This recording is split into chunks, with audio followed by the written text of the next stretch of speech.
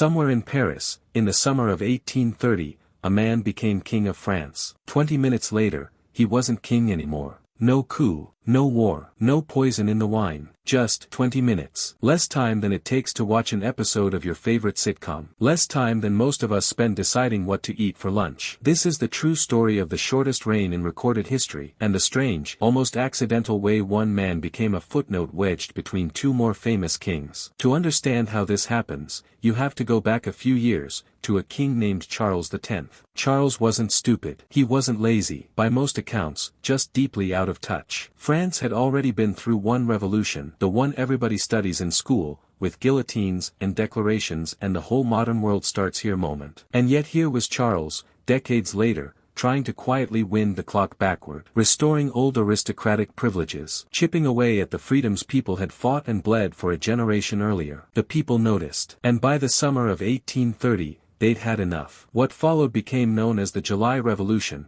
3 days of uprising in the streets of Paris. Barricades, crowds, a monarchy that, once again, found itself standing on ground that was no longer solid. Charles X saw the writing on the wall. He could dig in and risk everything, or he could step aside. He chose to step aside, but not all the way. Like most kings facing the end, he didn't hand power to the people. He tried to hand it to his bloodline. So a document was drawn up, an act of abdication. Charles X would sign away the crown, but pass it directly to his son. That son was Louis Antoine, Duke of Angoulême. A man who, by most descriptions, was quiet, dutiful, and not particularly hungry for power. He hadn't schemed for this moment. He hadn't campaigned for it. It simply arrived at his doorstep wrapped in crisis. Charles X signed the document first. And then, because tradition and law required it, Louis Antoine added his own signature just beneath his father's. The moment his name went on that page, he was, technically, legally, King Louis XIX of France. Here's the part that makes this story strange. He knew,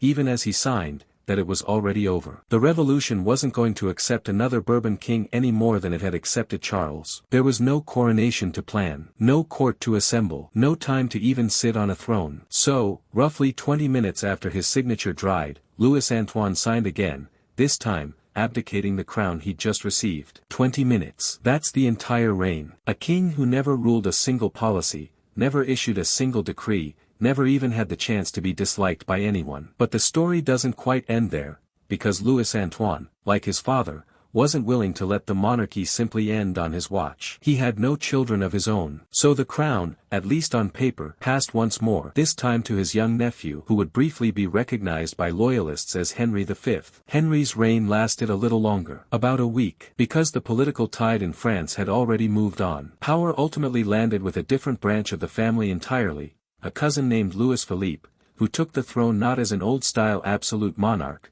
but branded as the citizen king, a ruler meant to feel more in step with the people who'd just torn down his predecessor. As for Louis Antoine, the king of 20 minutes, he and his father left France behind entirely, living out their remaining years in exile in Scotland. Far from Paris, far from crowns, far from the 20 minutes that would end up being the only thing history remembered him for. Somewhere in a French archive, there's still a single sheet of paper with 2 signatures on it, 20 minutes apart. One made a king, one unmade him, and in between, for the span of one short conversation, one quick errand, one episode of television, France had a monarch who never got the chance to be anything at all.